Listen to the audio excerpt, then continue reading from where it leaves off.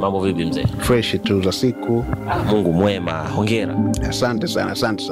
Hongera sana. Moja kati ya kitu ambacho mara nyingi wanakuambia kwamba mimi ni miongoni mwa wale wachache ama wengi wanaokufuatilia na wanaopenda sana kazi zako. Hongera kwa kazi nzuri mzee. Aise, shukrani sana. Nawe unafanya kazi nzuri sana Hatua TV. Safi. Moja kati ya kitu ambacho nadhani hutoshtuka nikikwambia kwamba unakuwa unatuimpress, unatufurahia na unatufurahisha na kutuvutia vijana wengi kwa consistency yako. Kwa mtu ambaye amepita kwenye page yako ya Instagram, nadhani anaona namna ambavyo unamuonyesha ulipotoka, ulivyofanya mpaka saizi umekuwa pro kabisa. Hongera. Nguvu ya consistency hii inatoka wapi mzee? Nguvu inatokana na passion ambayo ninao, ule upendo wa hichi kitu ninachokifanya. Mimi sina upendo wa vitu vingi sana napenda muziki na production. Kwa hiyo ni namna pia mwenyewe ya kujitibu kimawazo, lakini pia kimoyo. Nikiwa na stress, muziki ndio kitu ninachokipenda. Nikiwa na furaha, nitatengeneza kitu kizuri. Kwa hiyo ndio maana kwa consistency, kwa sababu ni passion ambayo ninayo. Sawa. Naomba leo tusimpotezee sana muda mtazamaji. Kama nilivyokueleza, leo nimekutana na T3 Pro baada ya kuachia EP yake. Kwa nini imekuwa special? Kwa sababu huyu ni music producer, lakini pia videographer kama nitakuwa sahihi, ndio? Ndio. Ni yeye haimbi, lakini ana mradi wake ama na project yake inaitwa Almasi Zilizonyamaza. Tuanzie hapa. Hii ni EP yenye nyimbo 7. Though namba 7 ni kama outro fulani hivi, lakini nyimbo zilizoshiba na ziko 6. Idea behind, kwa nini Almasi Zilizonyamaza? Almasi Zilizonyamaza ni muendelezo wa projects ambazo sisi kama Tornado Vibes tulivyoanza kutoa nyimbo.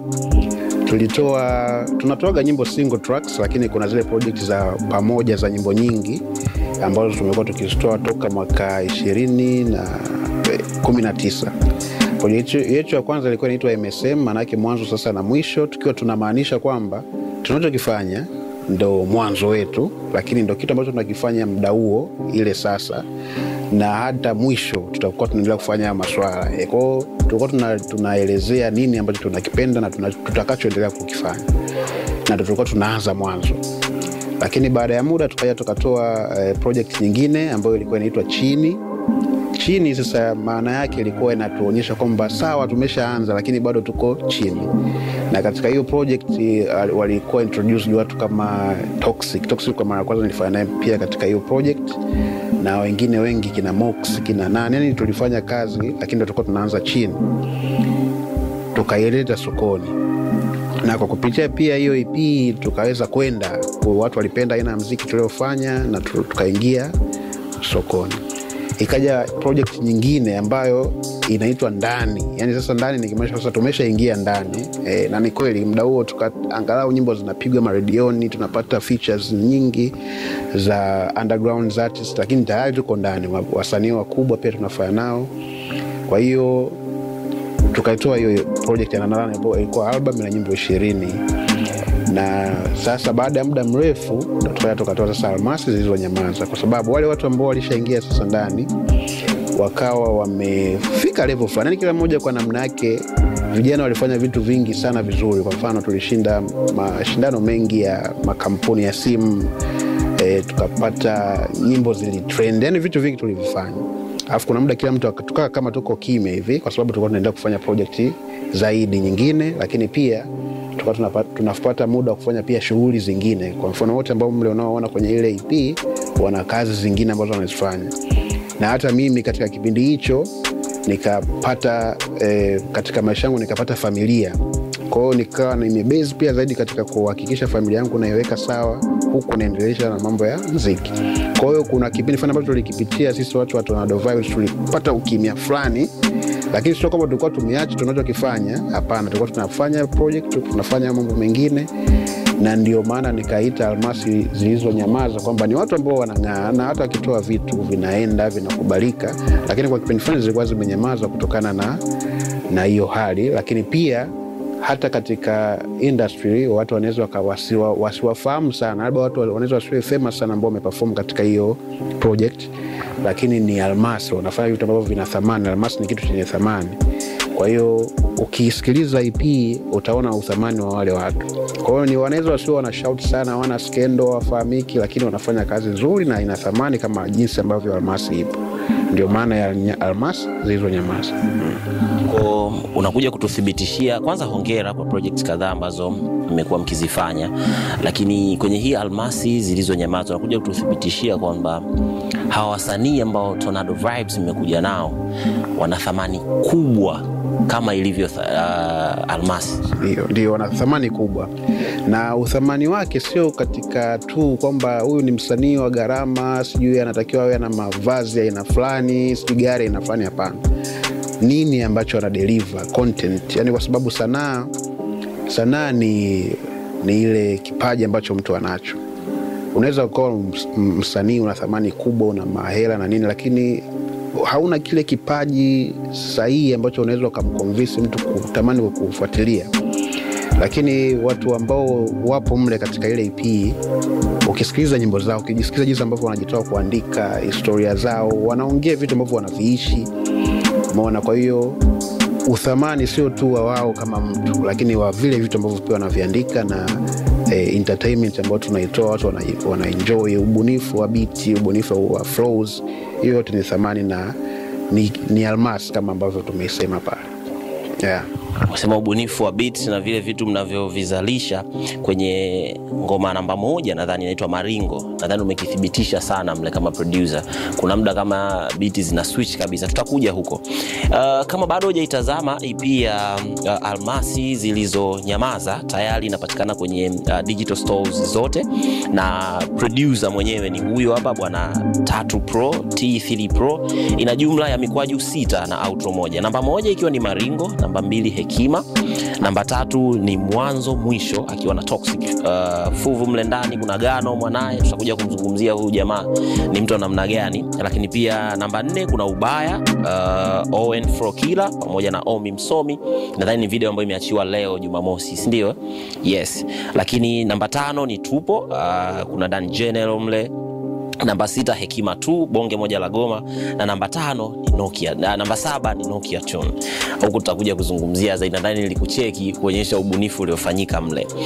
Kwako Tino, imekuwa ni ngumu ama rahisi kiasi gani kupata orodha ya wasanii wote hawa? Kwa sababu tukiangalia Almasi Zilizonyamaza zimekusanya wasanii wengi, zaidi ya wasanii 7-10 hapo.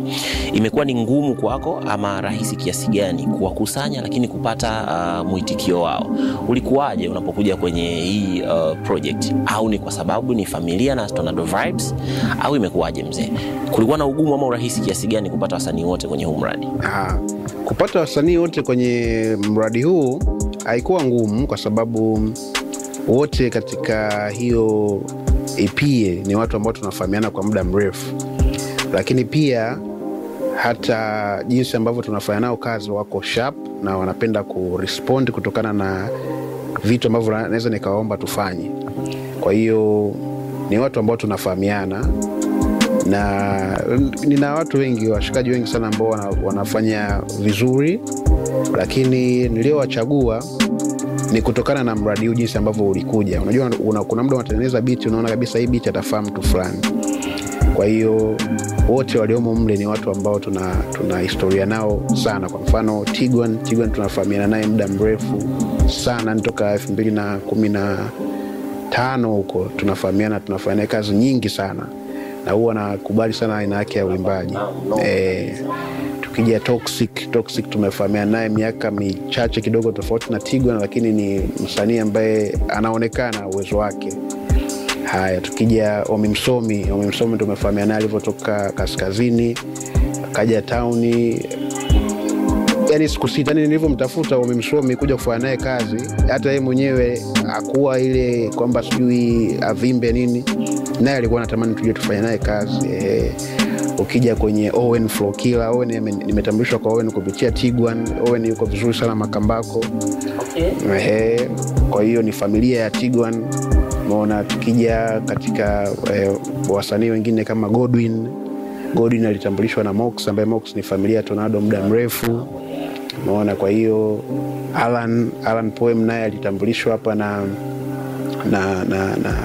na washikaji fulani ambao tupo nao hapa Kijichi. Kwa hiyo Ni watu ambao tuko Valentino naye ni kutoka kwa Gano, nimemfahamu Valentino kupitia Gano, wote washikaji wa Tabata. Kwa hiyo ni watu ambao tunafahamiana kwa kipindi kirefu. Kwa hiyo haikuwa ngumu kwa assemble na kufanya nao, tofauti na ile unamfuata mtu ambaye hamjuani kabisa, mnaanza kuongea, inakuwa sasa biashara kwamba bwana sisi tuna biashara hii, anaweza asipende unachokifanya. Lakini hao washikaji wote ni watu ambao wanakubali harakati ambazo nazifanya na mimi nakubali harakati zao. Kwa hiyo tukiunganisha nguvu, harakati inakuwa moja.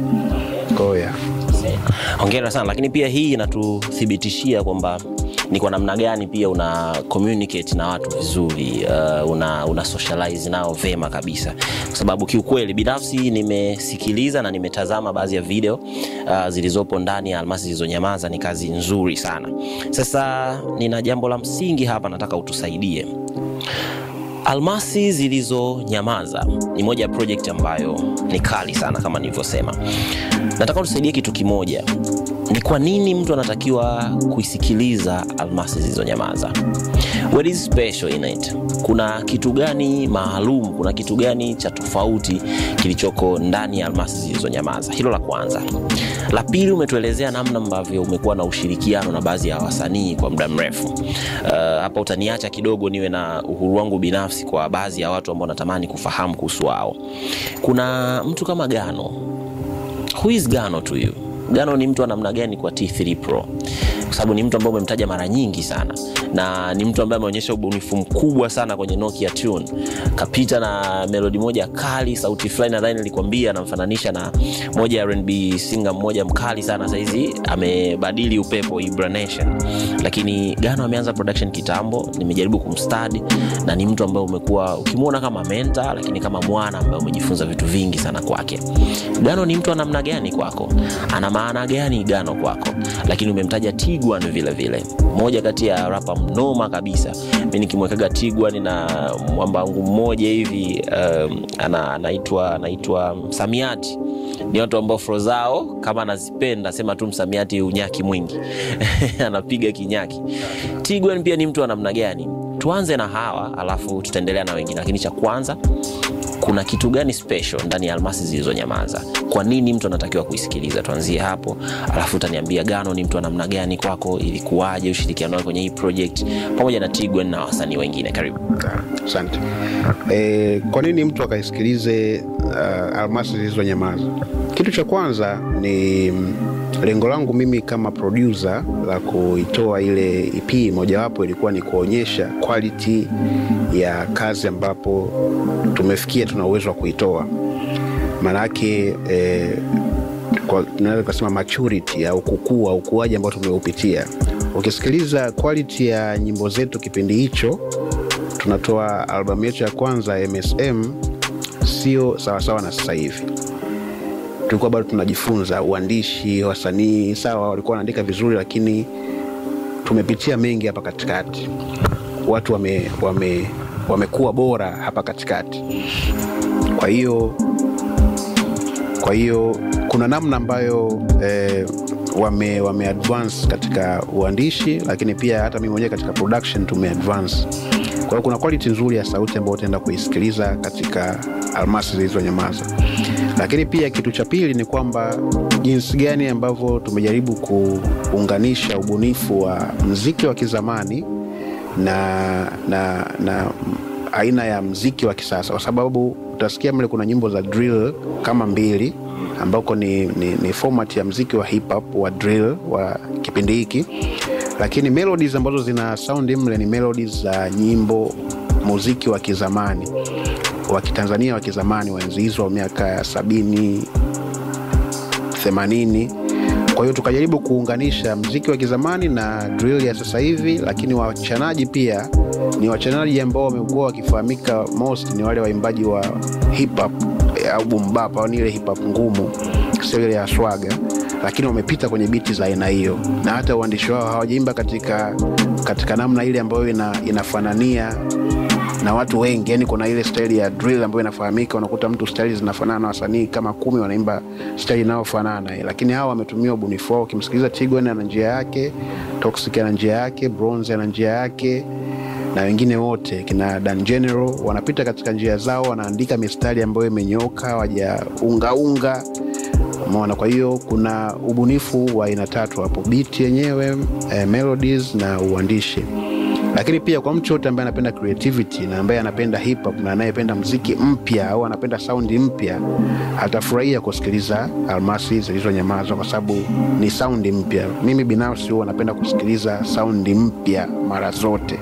Kwa mfano, nikisikia project ya msanii fulani ambaye simfahamu, napenda kwa sababu nakutana na kitu ambacho kiko tofauti, au producer ambaye simfahamu, watu wanapenda zaidi sauti mpya. Kwa hiyo kwa mtu ambaye ni mpenzi wa sauti mpya, akisikiliza pia hii project yetu ataipenda. Kwa hiyo hizo ni sababu kadhaa. Tuje kwenye swali la Gano. Kwa nini Gano? Gano naweza nikasema ni mtu ambaye tumetoka naye mbali sana. Kwa mara ya kwanza Gano tulifahamiana naye wakati tunasoma chuo. Sisi tumesoma IFM. Yeye alikuwa darasa moja mbele, mimi nilikuwa darasa moja nyuma yake. Sasa kwa kipindi hicho mimi nilikuwa na ujuzi wa production, na fahamu kuproduce na kila kitu, lakini nilikuwa sina vifaa. Na Gano alikuwa ana vifaa, anafahamu kuproduce lakini pia ana vifaa vya studio. Kwa sisi tulikuwa tunapata ugumu sana wa kufanya kazi zetu kipindi hicho kwa sababu hatuna vifaa vilivyonyoka. Kwa hiyo moja kati ya washikaji zetu kipindi hicho, Galabwai, akawa ni rafiki yake Gano. Nadhani walikuwa wanakaa pamoja karibu, katika sehemu ambayo walikuwa wamepanga. Kwa hiyo akaniambia kuna jamaa mimi nafahamiana naye ambaye ni producer na vifaa, na tuka collaborate naye na tukafanya naye kazi. Kwa hiyo moja kati pia ya mipango yetu kipindi hicho Tornado Vibes ambavyo tulikuwa tunaanza, ilikuwa ni kucollaborate na watu tofauti ambao wana uwezo wakawa na vitu vingi kutuzidi sisi, na tukafanya nao kazi kwa pamoja, tukaenda mbele. Kwa hiyo ndo chanzo cha mimi kufahamiana na Gano. Kwa hiyo tukaenda kufanya naye ngoma moja kipindi hicho, ndio Kijiti cha Masela, ambako kwa sisi kwa kipindi kile ilikuwa ni ngoma kubwa sana. Ilikuwa 20 kama sikosei, kama sio 20 ilikuwa 20 10 na ngapi sikumbuki vizuri, lakini ndio nyimbo ambayo sisi tufanya iende kwa sababu msanii aliperform vizuri, production ilikuwa nzuri, na Gano alitupigia chorus mle kali. Kwa Gano ni msanii, Gano ni engineer, ana produce muziki, ana mix vizuri. Nyimbo nyingi sana za Tracer mnasikia Gano on the mix, amemix yeye. Kwa hiyo na ni mtu poa sana, especially kwa mtu ambaye pia unaishi naye vizuri. Kwa hiyo mimi toka nifahamiana na Gano mpaka leo tunaishi vizuri. Anapiga chorus nyimbo zetu nyingi sana za awali, alikuwa anatupigia chorus yeye. Ana melodies, anaandika. Kwa hiyo ni mtu sahihi sana mimi ambaye nimeweza kuona naye katika safari yangu hii ya production. Hiyo ni kwa kifupi kuhusu Gano. Gani special zaidi Gano, na kwa nini namwappreciate sana kama miongoni mwa watu ambao, sababu nakumbuka interview iliyopita ulisema hata setup ya ndani inspiration ilitoka kwa Gano. Ni mtu namna gani hasa kwa pande wake? Gano, utofauti wake au speciality yake, ni mtu ambaye kwanza yuko very humble. Yani hana mambo mengi. Yani mimi toka nifahamiane naye sijawahi kugombana naye mpaka leo. Na msikilizaji, ni sio mtu anayejidai mjuaji. Anakusikiliza, anaweza kaongea kitu very simple lakini kina uzito mkubwa. Akakwambia bana, kuna issue fulani ukifanya hii, yani anaweza hata kama ukoona kama hawezi kukuelezea vizuri hivi, lakini kumbe ndo amemaanisha. Kwa hiyo utofauti wake na speciality yake ni kwamba kwanza kiuimbaji ana uwezo wa kugenerate sauti nyingi. Kwa mfano za sauti ya kwanza sio ya pili, yani kujaza vocal ya mtu ikaonekana imejaa ina sauti nyingi. Ana kipaji hicho. Lakini pia yeye mwenyewe pia katika issue ya uandishi anajitahidi sana kuandika vizuri. Na ana melodies za tofauti. Yani hata ukisikiliza uimbaji wake unaweza kashangaa beat hiyo ukampa msanii mwingine akapita kikawaida, lakini Gano anapita kitofauti. Kwa hiyo ndo speciality ya Gano. Na ubunifu wa studio kuunda, nilipata inspiration kwake pia kwa sababu kipindi hicho hakuwa na chumba kikubwa, alikuwa na chumba tu kidogo, lakini hapo chumbani aliweza kugeuza na kutengeneza studio booth kwa ajili ya kurekodia wasanii. Unaona? Kwa hiyo jinsi alivyopatengeneza ni kwa gharama nafuu, yani kwa gharama ambayo mtu yote anaweza kufanya, lakini jinsi alivyounda ile kutengeneza zile mbao, magodoro alivyopangilia na sauti zinatoka vizuri, ilinifanya na mimi nione kwamba ni kitu ambacho naweza nikakifanya. Kwa hiyo nikachukua baadhi ya material na madini kutoka kwake, nikajaribu kuja kuunganisha huko kwangu na kutengeneza studio. Kwa hiyo ni hivyo kuhusu Gano. Hao wengine kwenye hii miradi mfano tuna wana Tiguan naweza nikasema na style yake ya upitaji, ya flow. Unajua ukiwa msanii kiasi kwamba mpaka unapata vijana wengine wenye vipaji wanajaribu kukopi aina yako ya uimbaji, wanakuwa inspired na style yako ya uimbaji, ni kitu cha kitofauti sana. Sasa Tiguan naweza nikasema naye ni moja kati ya watu ambao walikuja na style yao ya uimbaji. Yaani ukimsikiliza Tiguan ana namna yake ya kurap, ya kutamka maneno, ya kutua, na biti zote anaweza kapita nazo. Kiasi kwamba ameinspire vijana wengi hata ukiwasikiliza wa Makambako, uimbaji wao, namna ambavyo wanakata maneno kwenye nyimbo zao, unaona kabisa huyu ni inspired by Tiguan. Unaona, kwa hiyo ni mtu mmoja poa sana, ana uwezo wa kuandika vitu. Unatakiwa wewe pia una utulivu unaposikiliza mistari yake. Unaweza usielewe pale lakini unavyoendelea kusikiliza ile nyimbo unaelewa kwamba alikuwa anamaanisha kitu fulani. Kwa hiyo ana ubunifu ule wa kuumba maneno, sio ile kikawaida kwamba average tu kwamba huyu ameandika mimi ni noma na chana hivi na hivi, hapana, lakini ana twist maneno, ndio maana anajitaga twisted guy. Na hata project yetu ya kwanza kabisa kufanya na Tiguan ilikuwa inaitwa Twisted, yani ndio nyimbo yangu ya kwanza na mimi na Tiguan kufanya nayo. Na tulitunga hivyo kwamba Twisted kwa sababu alikuwa na style ya twist. Kwa hiyo hivyo ndo kuhusu Tiguan au Togama Chanika. Sawa. Mtu anaweza kawa curious kidogo kufahamu Gano kafanya ngoma hii unamsikia wapi, na Tiguan aliyemzungumzia hivi kasikika kwenye ngoma zipi haraka ndani ya Almasi Zilizonyamaza. Katika Almasi Zilizonyamaza Tiguan yupo katika nyimbo ambayo inaitwa Hekima. Yes. Hekima zote mbili utamkuta Tiguan. Lakini pia kwenye video zetu ambazo tumezitoa yupo katika video mbili pia. Yupo katika video ya Hekima na video ya Ubaya. Ameigiza kwenye Ubaya. Lakini Gano yupo katika outro. Nyimbo yetu ya mwisho katika hiyo EP ambayo inaitwa Nokia Tune. Na idea ilikuwa ni kwamba nilisikia ile Nokia Tune ya wimbo wa ringtone ya simu za Nokia ya kizamani, nikaitengenezea beat. Kwa ndivyo tengenezea beat, yani kila nikifikiria nani anaweza kapita mle, kichwani nilikuwa namuona Gano. Kwa ndio maana nikamtumia Gano na Gano akaandika, nikamuelezea idea ya EP nzima na usunini, ndio maana akaandika kuhusiana na Nokia Tune kwamba alianza kuimba toka enzi hizo anasikiliza mabiti kwenye simu za Nokia, na tumeweza kubadilisha ile beat ya Nokia Tune ya ringtone kuwa beat kweli, na amepita na ameperform vizuri kama outro kwenye ile EP. Nimependa namna ambavyo kila mtu aliyeshiriki kwenye mradi wako unafahamu ameshiriki kwa namna ipi na uwezo wake. Hakika umekuja kututhibitishia kwamba hizi ni almasi ambazo yawezekana zinyamaza tu kulingana na majukumu mawili matatu. Nina kitu ambacho hili swali wale najiuliza, naamini hata watu wengi sana wanajiuliza. Tornado Vibes ni watu ambao, hasa T3 Pro mwenyewe kama producer, najua Tornado Vibes ina watu wengi ambao pia wana talent tofauti. Kwa nini mmeamua kujikita zaidi kwenye muziki wa rap na utamaduni wa hip hop kwa ujumla? Kuna siri gani? Je, mmeona kama ndo tobo ambalo ninyi mnaamini, wakati bado kuna misemo kwamba hip hop ni miongoni mwa utamaduni, lakini pia rap music ni miongoni mwa aina ya muziki ambao ni ngumu kutoboa? Kwa nini ninyi mmekuwa na imani kubwa zaidi kwenye rap kama Tornado Vibes? Asante. Sisi kama Tornado Vibes tuna utamaduni zaidi wa hip hop kutokana na misingi ambao tumetokea. Yani mimi binafsi muziki wa hip hop ni muziki ambao naupenda zaidi kupita yote. Na hata kipindi najifunza production nilikuwa najifunza beat za hip hop kutengeneza. Hata nikikupa hapa simu yangu, yani imejaa maalbum ya hip hop, kina Kendrick, kina Eminem, Tamaduni Music. Kwa hiyo toka naanza kujifunza muziki, kabla hata sijaufanya uwe biashara niwe napata hela kupitia muziki, nilikuwa napenda hip hop na nilikuwa natengeneza muziki wa hip hop.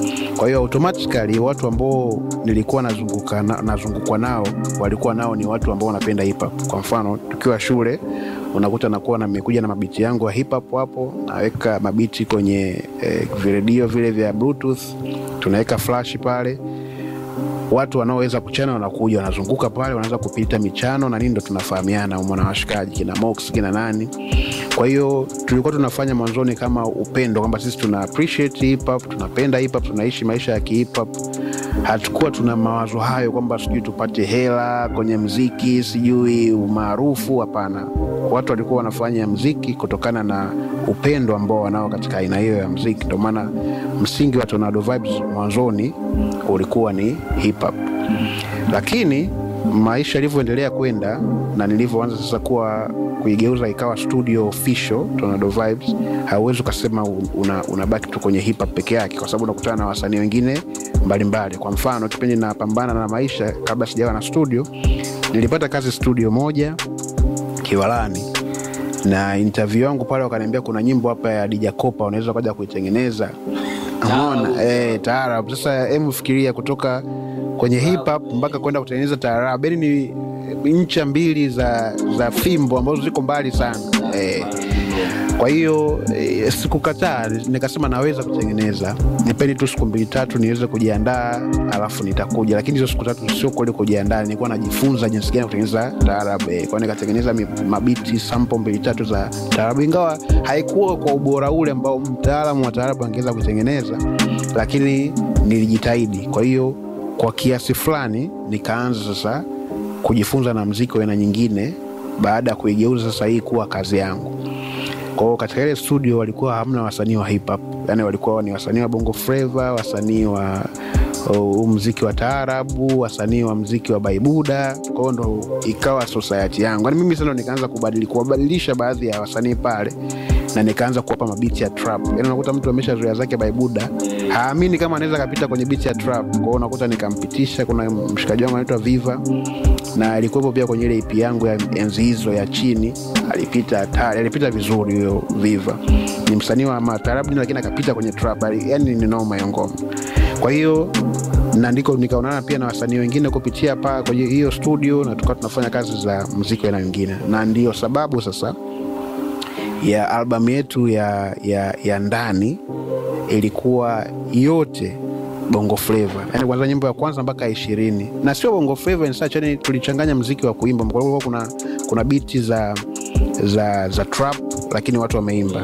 Kuna beats za bongo flavor watu wameimba. Kuna beats za afro watu wameimba. Kuna beats za Kitanzania. Kwa hiyo tuliweka muziki wa uimbaji katika hiyo project, na tulicollaborate zaidi na studio ya Gano kipindi hicho 100. Kwa hiyo wasanii wa Gano walikuwa na wasanii wengi zaidi wa waimbaji. Kwa hiyo tukacollaborate pamoja. Katika hiyo project kuna kina Toxic ameimba ni ipo ngoma. Kuna nyimbo inaitwa ya mwisho kabisa inaitwa Unyama, ameimba mle, yani uwezo kujua kama ni Toxic. Kwa hiyo ndio hivyo. Sasa na lengo la kuitoa hiyo album ilikuwa ni ili kuwaonyesha watu kama bwana Tornado sio tu hip hop peke yake, tunafanya pia vitu vingine ili tuweze kufungua pia milango ya kibiashara. Kwa basi baada ya hapo, na hata sasa hivi ninavyoongea, baada ya hii EP tulioitoa, project zinazofuata asilimia kubwa itakuwa ni za wasanii wa waimbaji, kwa sababu kuna wasanii wa waimbaji wapya ambao nimeanza nao sasa rasmi, yani ile kwamba ni wasanii wa Tornado wanaoimba. Na kuna msanii mmoja anaitwa Godwin ambaye yupo pia kwenye hiyo ameimba Maringo. Lakini pia kuna huyo Alan Poem, hao ni wasanii ambao ni waimbaji pure. Na kuna mwingine ambaye bado hajamtambulisha anaimba gospel, anaitwa Emmanuel huyo, na ngoma zake ziko tayari. Kwa hiyo nadhani kutakuwa kuna mabadiliko fulani ambayo watu watakuwa wanayaona, na tuta invest zaidi pia katika muziki wa aina hiyo ili watu waone pia ladha. Na sisi lengo letu sio kwamba